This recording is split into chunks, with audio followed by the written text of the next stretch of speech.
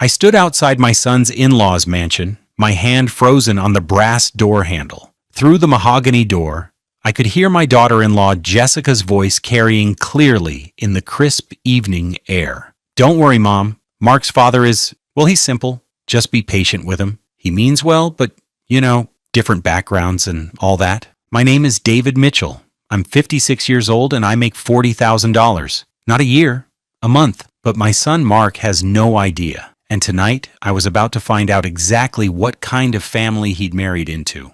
Before I continue, don't forget to like this video and leave a comment below where you're watching from and what time it is right now. Thank you. Now, you might wonder why a man making nearly $500,000 a year would pretend to be poor. It started 7 years ago when Mark was still in college. I'd built my tech consulting firm from nothing, landing Fortune 500 clients and government contracts. But I learned early that money changes how people see you. My ex-wife's family taught me that lesson the hard way. The moment they smelled success, they came circling like vultures, hands out, sob stories ready, relationships suddenly important. I drove the same 2008 Honda Civic I'd had since before the success, lived in the same modest 2-bedroom house, wore clothes from Target. When Mark visited, I'd hide the Armani suits in storage, park the Tesla at my office. He saw a father who worked hard, lived simply, and taught him the value of every dollar. He never knew about the investment portfolio, the vacation homes I rented out, or the fact that I'd already set aside $2 million for his future, money he'd only get when he proved he could build something himself. 3 weeks ago, Mark called with nervous excitement. Jessica's parents, the Harringtons, had finally agreed to meet me. They lived in Westchester, old money apparently, and according to Mark, they were concerned about Jessica marrying beneath her social status. He actually used those words, not realizing how each one stung. My boy had been with Jessica for 3 years, married for 1, and I'd been strategically unavailable for every suggested meeting until now. "Dad, just try to make a good impression, okay?" Mark had said on the phone. "Maybe don't mention the Honda, and if they ask about your work, just say consulting. They don't need all the details about your little contracts." Little contracts. If only he knew that last month's little contract was implementing cybersecurity for a federal agency. But I just said what I always said. Don't worry about me, son. I'll be myself. And that's exactly what I planned to do. Or rather, I'd be the version of myself everyone expected to see. The morning of the dinner, I stood in my walk-in closet running my fingers along the 2 distinct sections. On the left, designer suits and Italian leather shoes. On the right, my Mark clothes, polo shirts from Walmart, khakis from Old Navy, and a pair of worn loafers I'd bought at Payless before they closed. I reached for a particularly unfortunate green polo that screamed, "I don't know how to dress for nice dinners," and paired it with khakis that were just a touch too short. Looking in the mirror, I almost laughed. The same face that had been on the cover of Tech Entrepreneur Monthly last year now looked like every working-class dad trying too hard at a country club perfect. The drive to Westchester gave me time to think about why I'd kept this charade going for so long. It wasn't just about my ex-wife's family, though that had been the catalyst. When Linda and I divorced 28 years ago, her relatives suddenly remembered I existed. Her cousin needed a loan for a sure-thing business. Her brother thought I should invest in his restaurant idea. He had no experience in food service, naturally. Her mother suggested I owed them for supporting me when I had nothing. The fact that they'd actually mocked my ambitions back then seemed forgotten. But with Mark, it became about something more. I wanted him to love me for me, not for what I could buy him.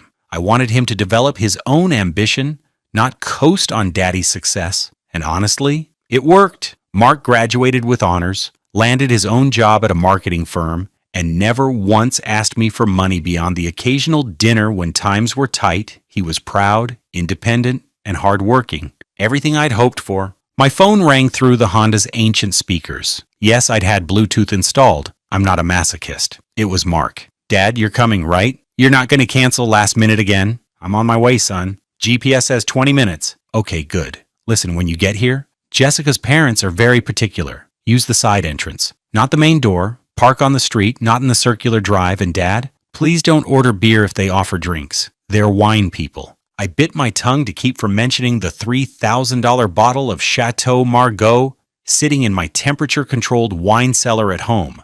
Got it. Street parking, side door, no beer. And if her brother Thomas starts talking about investments, just nod and smile. He's between ventures right now. Between ventures. Rich people speak for unemployed. I'd met 100 Thomases in my career. Silver spoon kids who thought DNA was a business plan. And Dad, Jessica's mom, Victoria, she might seem a little cold. It's not personal. She's like that with everyone who's not from their circle. Their circle. Mark said it like he was already inside, but I could hear the insecurity in his voice. He was still auditioning, still trying to prove he belonged, and apparently, I was his biggest liability. The Harrington estate sprawled across 3 acres of manicured perfection, the kind of place where the grass looked like it had been cut with nail scissors, and every hedge was shaped into geometric precision. The main house, calling it a house felt like calling the Titanic a boat, rose 3 stories of red brick and white columns,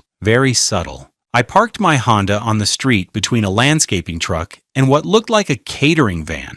Walking up the long driveway, I counted no fewer than 6 security cameras. The side entrance Mark had mentioned turned out to be through a garden that probably cost more than most people's houses. Before I could ring the bell, the door opened. A man in an actual butler's uniform looked at me with polite confusion. "Delivery entrance is around back," he said, already starting to close the door. "I'm David, Mark's father, here for dinner." His face went through several expressions: confusion, disbelief, resignation, before settling on professional neutrality. "Of course. My apologies, Mr. Mitchell, was it? Please follow me." The foyer alone was bigger than my entire fake modest house. Real marble floors, a chandelier that belonged in a palace, and artwork that I recognized as authentic. One of the perks of my success was developing an eye for these things. The butler led me through hallways lined with family portraits, each face radiating the kind of inherited confidence that came from never worrying about mortgage payments. We emerged into what they probably called the casual dining room. Only 16 chairs instead of 30. Mark jumped up from his seat like he'd been electroshocked. "Dad, you made it!" He rushed over, and I could see him taking in my outfit with barely concealed horror. "Everyone, this is my father, David." Harold Harrington stood slowly, like he was doing me a favor. He was everything you'd expect. Silver hair, golf tan, handshake that tried too hard to establish dominance. "David, we've heard so much about you." The way he said it made clear that none of what he'd heard was good. Victoria Harrington didn't stand. She extended a hand like she expected me to kiss her ring. "Charmed, I'm sure. You must be exhausted from the drive traffic from— where is it you live again?" "Riverside," I said, naming my modest neighborhood. "How quaint." She said quaint the way other people might say contagious. Jessica at least tried to smile, though it looked painful. "So nice to finally meet you, Mr. Mitchell. Mark talks about you all the time." "Does he?" I looked at my son, who was suddenly fascinated by his water glass. Then there was Thomas, the brother. Late 20s, soft around the middle, wearing a Harvard Business School shirt just in case anyone forgot where he'd wasted his parents' money. He didn't stand, just gave me a little wave like I was the help. "Tommy's just back from Aspen," Victoria announced. "He's been networking with some fascinating venture capitalists." Translation: he'd been skiing on Daddy's dime and annoying successful people at the lodge bar. The seating arrangement told me everything I needed to know. Harold at the head, Victoria at the opposite end, Thomas and Jessica flanking their mother, Mark next to Jessica, and me. Well, they'd added a chair at the corner, not quite at the table, not quite excluded, the purgatory seat. "Can I offer you something to drink?" Harold asked. "We have an excellent Montrachet breathing." Before I could answer, Mark jumped in. "Dad usually just drinks beer." "Beer?" Victoria said it like she'd never heard the word before. "How refreshing. I don't think we have any. Perhaps the staff could check the garage?" "Water's fine," I said, enjoying the way they all relaxed slightly. Crisis averted. The poor person wouldn't be tainting their wine glasses. The first course arrived. Some kind of deconstructed salad that looked like a gardener had sneezed on a plate. Victoria explained it was from their personal chef who'd trained in Paris. I nodded appreciatively, while internally calculating that the 3 leaves of lettuce and decorative sauce squiggle cost more than most families' weekly grocery bills. "So, David," Harold began, cutting his single cherry tomato with surgical precision. "Mark tells us you're in consulting." "That's right. How interesting." His tone suggested it was anything but. Small clients, I assume? Local businesses? Various sizes, I said, keeping it vague. Thomas snorted. Must be tough in this economy. All the real money's in tech disruption now. I'm actually working on a revolutionary app that's going to change how people think about thinking. I almost choked on my water. How people think about thinking. It's complex. You probably wouldn't understand the technical aspects. The kid who'd failed freshman coding was going to explain technical aspects to me. This was better than cable. Thomas has such vision, Victoria beamed.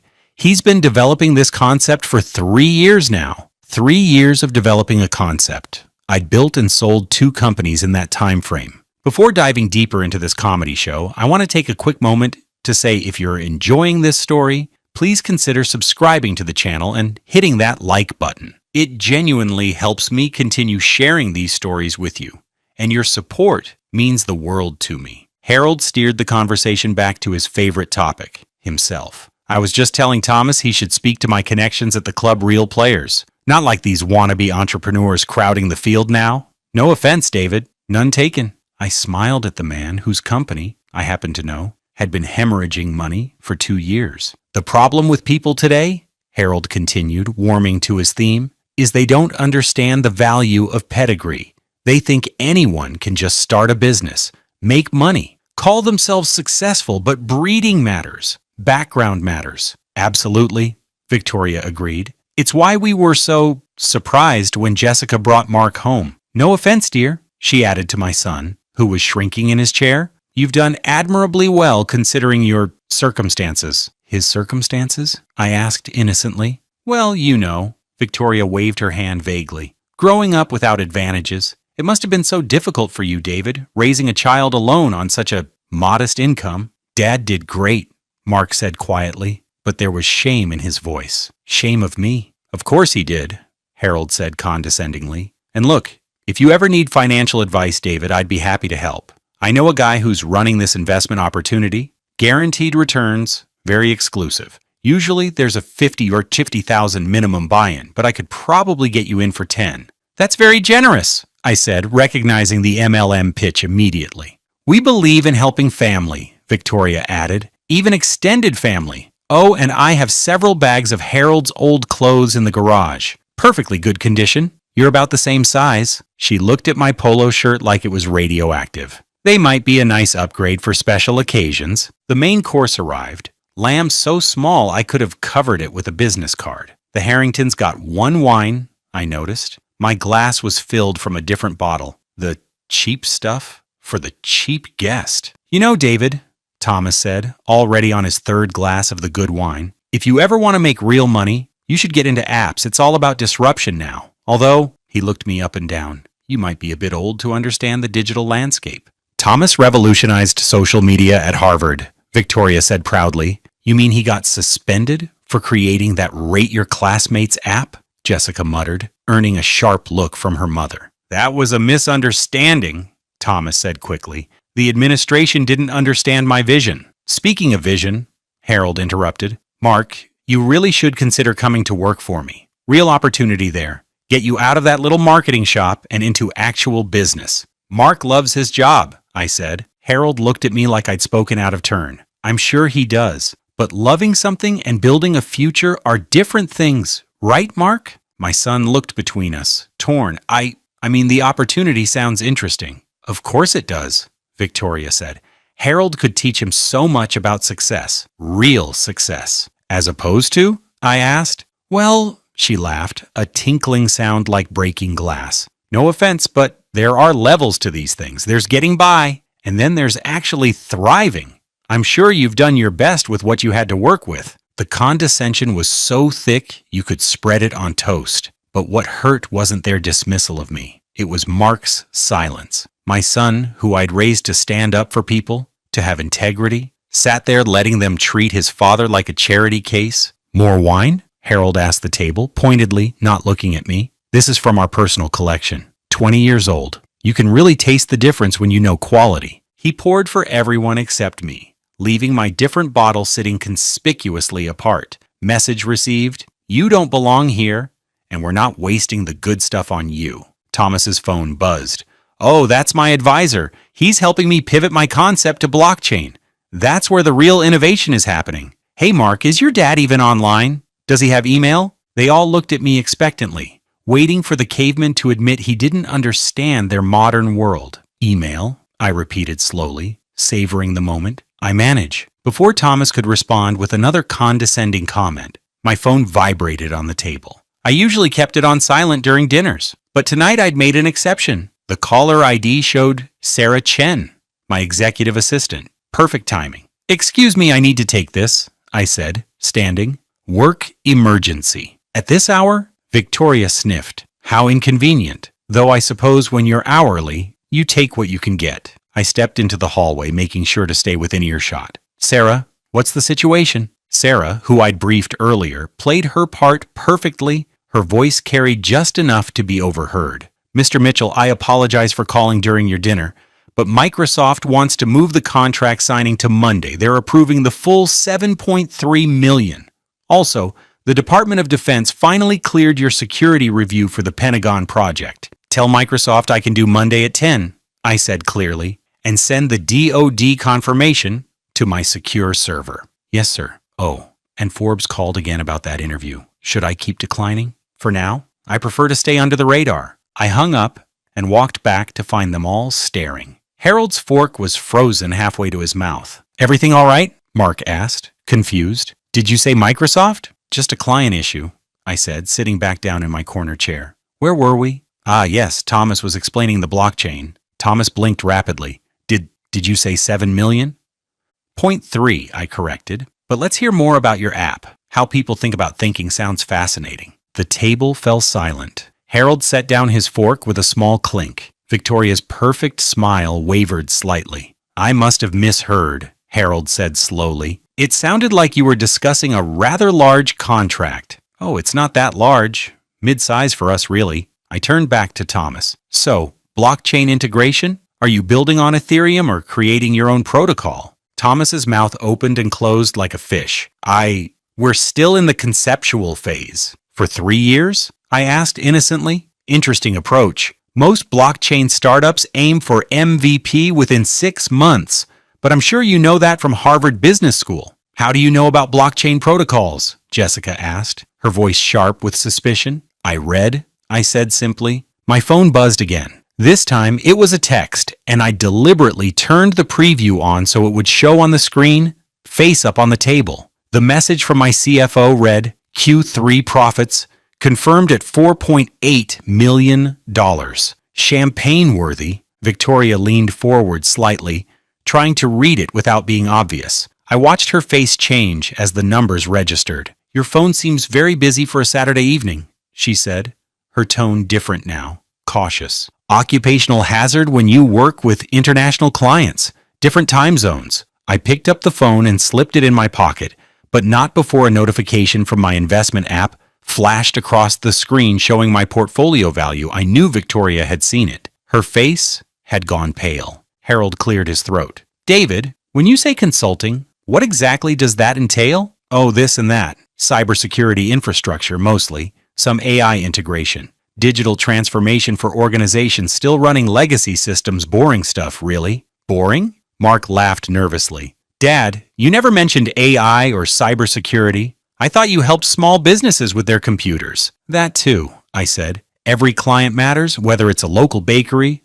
or a Fortune 500 company. Fortune 500? Thomas squeaked. I pulled out my wallet to grab a tissue, deliberately slowly, and my American Express black card slipped out onto the table with a distinctive metallic clink. Every eye locked onto it. The Centurion card, the one you can't apply for. The one they invite you to get when you spend over $250,000 a year. Oops, I said, picking it up casually. Harold's face had gone through several colors and settled on a fascinating shade of purple. Is that? I looked at the card, as if seeing it for the first time. Oh, this. Yeah, they keep sending me metal cards. Such a pain at airport security. Victoria's hand shook slightly as she reached for her wine. The good wine, I noticed, not the bottle they designated for me. Dad, Mark said slowly, his voice strange. Where did you get that card? Get it? Oh, you don't get these, son. They come to you. I tucked it away. But enough about me. Harold, you were mentioning something about an investment opportunity. What kind of returns are we talking about? Harold's mouth worked soundlessly for a moment. It's very exclusive. Perhaps we should discuss it privately. No need to be exclusive with family, I said, smiling. Although I should mention, I typically don't look at anything under a few million. Due diligence is the same, whether it's 50,000 or 5 million, so it's more efficient to focus on larger opportunities. Thomas, apparently unable to stand the confusion, pulled out his phone. David Mitchell, cybersecurity consultant, he muttered as he typed. His eyes widened. Holy, Dad, look at this. He showed Harold his phone. I knew what he'd found. The TechCrunch article from last year about my company's expansion, complete with a photo of me ringing the bell at the New York Stock Exchange. That's you, Harold said, looking between the phone and me like reality had broken. Oh, that. I waved dismissively. They made such a fuss about the IPO. Bit embarrassing, really, all those photographers. IPO? Mark stood up so fast his chair scraped against the floor. Dad, what IPO? Jessica grabbed Thomas's phone, her face cycling through expressions as she scrolled. It says here your company is valued at... This can't be right. Valuations are always inflated, I said modestly. The real number's probably 30% lower. 30% lower than 300 million? Thomas shouted. Is that what they're saying now? I shook my head. Tech journalists, always exaggerating. Victoria had gone completely silent, her perfect composure cracking like ice in warm water. She kept looking at me, then at her husband, then back at me, as if hoping one of us would reveal this was all an elaborate prank. Mark sank back into his chair. Dad, why didn't you tell me? Tell you what? That I do okay? You never asked about specifics, son. You always seemed embarrassed by my little contracts, so I didn't bore you with details. Bore me with... Mark's voice cracked. Dad, you're literally richer than the Harringtons. Now let's not make comparisons, I said gently, though I noticed Harold flinch at Mark's words. Jessica's phone chimed. She looked at it, then gasped. Mom, look at this. She showed Victoria something on her screen. It's the Forbes Tech 50 list. He's number 37. That was a weird year, I said. They ranked everyone oddly. Thomas was still Googling furiously. You own 17 patents? You spoke at the World Economic Forum? You had dinner with Elon Musk? Elon talks a lot at dinner. Barely let anyone else get a word in. Harold stood abruptly, his chair legs scraping. David, I think there's been a misunderstanding. Oh? I tilted my head. About what? We thought... Victoria started, then stopped. For the first time all evening, she seemed at a loss for words. You thought I was poor, I said simply, and you treated me accordingly. The silence that followed was deafening. Harold's face reddened. Now, see here, we were perfectly cordial. You tried to seat me in the corner. You served me different wine. Your wife offered me your old clothes. You suggested my son should be grateful you even let him marry your daughter, despite his circumstances. And Thomas here wondered if I had email. Each point landed like a slap. Thomas shrank in his chair. Victoria's perfectly manicured hand went to her throat. But the Honda... Jessica said weakly. The clothes. I like my Honda. It's reliable. And clothes? I looked down at my polo. They're just fabric. They don't define me any more than your designer dress defines you.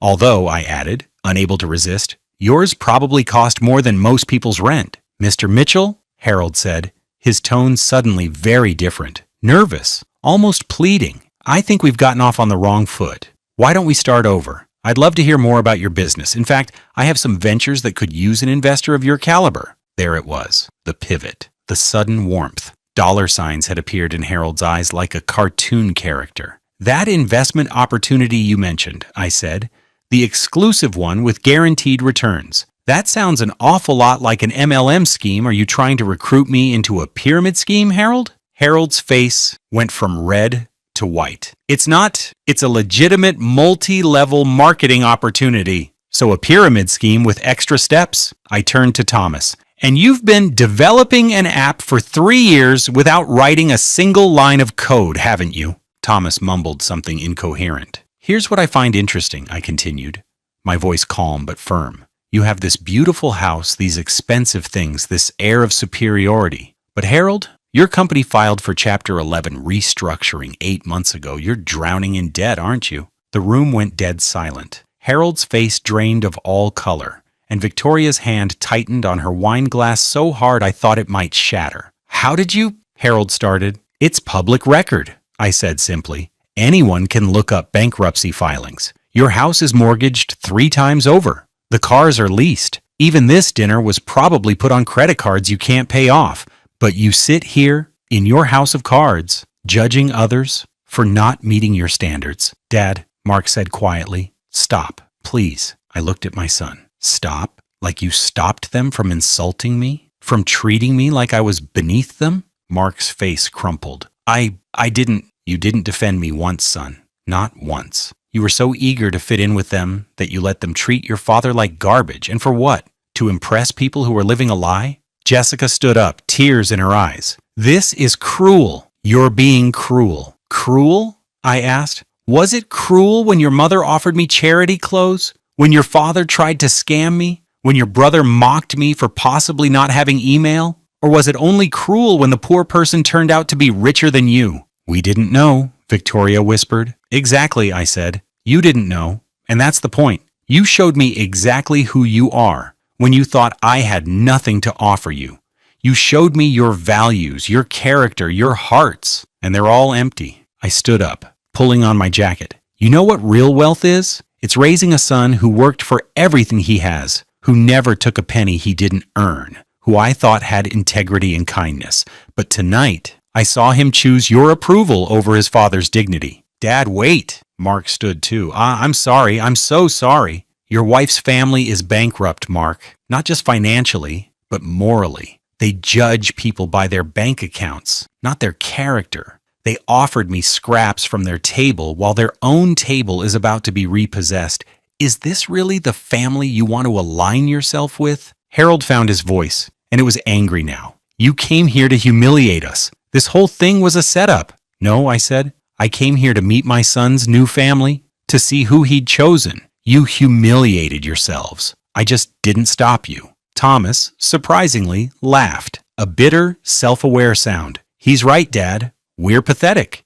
We're broke, pretending to be rich, judging someone for being poor when he could buy and sell us 10 times over." "Thomas," Victoria snapped. "What, Mom? It's true. We've been living this charade for years. At least he's honest about who he is." I moved toward the door, then turned back. "Harold, that exclusive investment opportunity, it's a scam. You're probably already in debt to them. Get out now, before you lose what little you have left." "How dare you?" Harold started.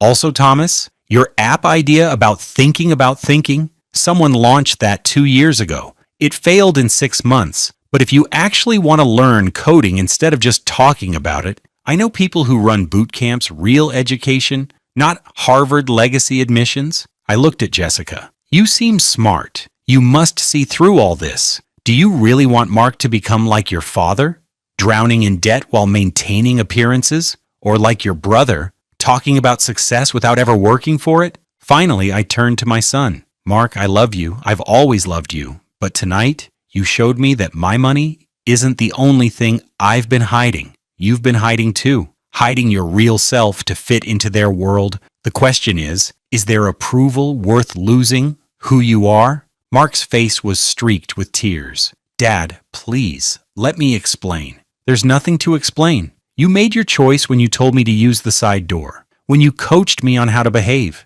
when you sat silently while they insulted me. You were ashamed of me when you thought I was poor. Are you proud of me now that you know I'm rich? Because either way, it's about the money, isn't it?" I walked to the door, then stopped one more time. "Oh, Victoria, that wine you served me, the cheap one, it's actually worth more than the one you served everyone else. It's a 2015 Domaine de la Romanée Conti, about $3,000 a bottle. But you didn't know that, because you buy wine based on price tags, not knowledge, just like everything else in your life." The last thing I heard as I left was the sound of Victoria's wine glass finally shattering on the floor. I sat in my Honda in the driveway, not starting it yet, just breathing. The adrenaline was wearing off, replaced by a deep sadness. I'd lost my son tonight, not to marriage, but to materialism. The passenger door suddenly opened, and Mark climbed in. His eyes were red, his face blotchy. "Dad, please, can we talk?" I stared straight ahead. "Now, you want to talk? Not in there in front of them, but here in private?" I know I messed up. I know I failed you, but Dad, I need to understand why. Why hide all of this from me? I finally looked at him. My boy, the same kid who used to help me fix computers in the garage when he was 8, who thought his dad was a hero for solving printer problems. Your mother left when you were 2, I said quietly. Left us both for a richer man. Said I'd never amount to anything. That she didn't want to raise a child in poverty. Mark's breath hitched. I'd never told him the real reason Linda left. I promised myself that night, holding you while you cried for Mommy, that I'd prove her wrong. But more importantly, I promised I'd raise you to value people. Not price tags, to see worth in character, not cash. So when the money came, I kept it separate. I wanted you to love me as your dad, not as a wallet. I do love you, Dad. Do you? Or do you love the idea of having a rich father now? Would you have let them treat me that way if you'd known the truth? Mark was quiet for a long moment. No, he finally admitted. I wouldn't have. And that's the problem, isn't it? I should have defended you regardless. Yes, I said simply. You should have. We sat in silence for a minute. Through the rearview mirror, I could see the Harringtons' house, lights blazing in every window. They were probably in crisis mode, Googling my net worth, calculating how badly they'd screwed up. What happens now? Mark asked. That's up to you. You can go back in there, apologize to them, pretend this never happened, keep playing their game, accumulating debt to maintain appearances, raising kids who think they're better than others because of their zip code. Or you can choose to be the man I raised you to be, the one who earned his degree, who works hard at his job, who fell in love with Jessica presumably for who she is, not what she has. Mark laughed bitterly. What she has? Dad, they're broke. I know, I've known for months. Did my research before coming here, but they're not just financially broke, son. They're spiritually broke, morally broke. And they're trying to make you the same way. Jessica's not like them, Mark said defensively. Isn't she? She sat there while they insulted me, too. She made excuses for me to them before I arrived. She's been trained to see the world through their lens. The question is whether she can unlearn it. The front door of the house opened. Jessica stood there, backlit, looking lost. She started walking toward the car. Speaking of which, I said. Jessica approached Mark's window. Her makeup was ruined, her perfect hair disheveled. Can I talk to you both? Mark looked at me. I nodded. She came around and got in the back seat. Mr. Mitchell, I'm ashamed. Deeply, deeply ashamed. Not just of tonight, but of everything. Of who I've become. Who my family made me. It's not about shame, I said. It's about choice. What are you going to choose now? I don't want to be like them, she said quietly. I watched them turn from dismissive to desperate the moment they learned about your money. It was disgusting. They were disgusting. I was disgusting. You're young, I said. Softer now. Young people make mistakes. The question is whether you learn from them. Your father, Jessica said to Mark, just exposed everything I've been trying to ignore about my family for years. They're frauds. We're frauds. The whole thing is a house of cards. So what do we do? Mark asked. I turned to face them both. You start over. You stop trying to impress people who aren't worth impressing. You live within your means. You value honestly earned money over inherited debt. You judge people by their actions, not their assets. Will you forgive me? Mark asked. Can you? Forgiveness isn't the issue, son. The issue is whether you've learned, whether you understand that the man you were ashamed of in that house is the same man who built a company from nothing, who raised you alone, who chose to drive an old Honda because cars don't define us. I understand, Mark said. I think I finally understand. Me too, Jessica added. My parents are probably in there right now trying to figure out how to get your money. My dad's already planning his pitch. My mom's probably rehearsing her apology. Thomas is definitely updating his LinkedIn to say we're related. Despite everything, I laughed. Probably. I don't want their life, Jessica said firmly. I don't want to end up like them, drowning in debt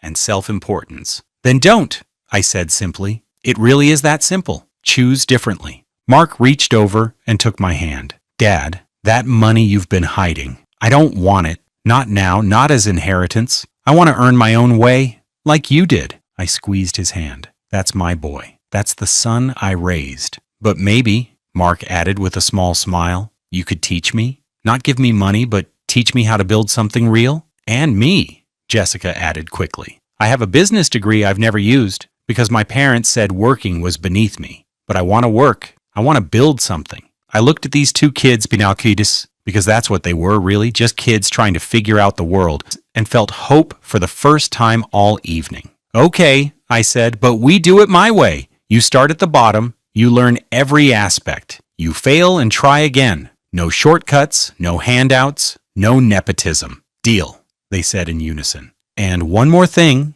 I added. We're going to Sunday dinner at my real house tomorrow, the one you've never seen, Mark. Bring your appetite and your work clothes. We're going to cook together, like we used to when you were young. No servants, no pretense, just family. I'd love that, Jessica said, and seemed to mean it. As I started the Honda, Mark asked, Dad, why do you really keep this car? I smiled. Because it reminds me of where I came from. And more importantly, it reminds me that happiness isn't about what you drive. It's about where you're going and who's along for the ride. We drove away from the Harrington estate, leaving their world of false appearances behind. In the rearview mirror, I could see Harold standing in the doorway, phone pressed to his ear, probably trying to research how to contact me for investment. He'd never find my real contact information. That was for people who saw David Mitchell, not dollar signs. Dad, Mark said as we reached the main road, I love you, the real you, Honda and all. I know, son, I know. 6 months later, Mark and Jessica started their own company, a legitimate one,